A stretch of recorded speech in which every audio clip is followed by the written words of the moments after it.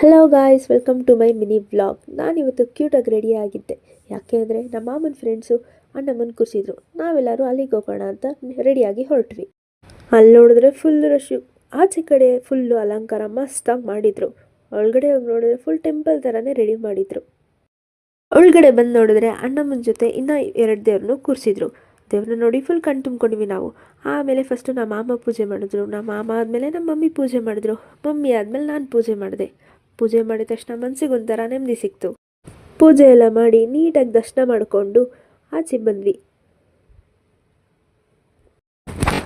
ಆಚೆ ಬಂದಾದಮೇಲೆ ನಮ್ಮ ಮಾಮ ಕೋಳಿ ಒಪ್ಸಿದ್ರು.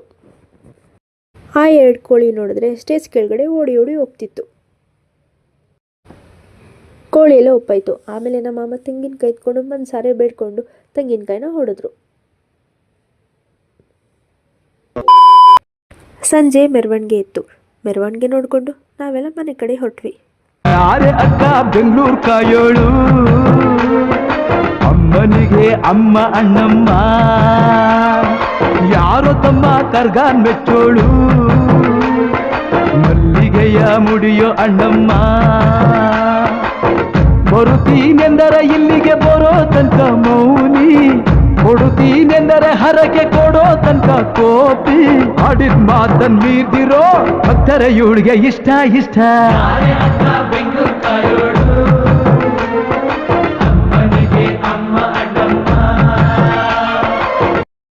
ಮತ್ತೆ ಮುಂದಿನ ಬ್ಲಾಗಲ್ಲಿ ಸಿಗ್ತೀನಿ. ಅಲ್ಲಿವರೆಗೂ ಟೇಕ್ ಕೇರ್, ಬಾಯ್.